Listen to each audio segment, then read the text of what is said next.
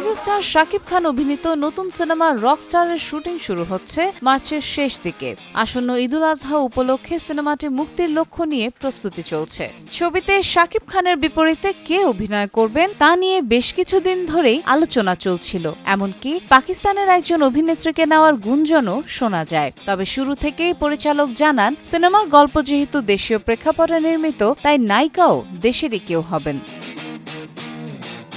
সর্বশেষ তথ্য অনুযায়ী সিনেমাটিতে শাকিব খানের সঙ্গে জুটি বাঁধছেন সাবিলা নূর। প্রযোজনা প্রতিষ্ঠানের ঘনিষ্ঠ সূত্র বিষয়টি নিশ্চিত করেছে। প্রথমে নতুন কোনো মুখ নেয়ার পরিকল্পনা থাকলেও সময় স্বল্পতার কারণে শেষ পর্যন্ত গত বুধবার সাবিলা নূরকে চূড়ান্ত করা হয়। এর আগে তাণ্ডব সিনেমায়ও শাকিব খানের সঙ্গে কাজ করেছিলেন তিনি।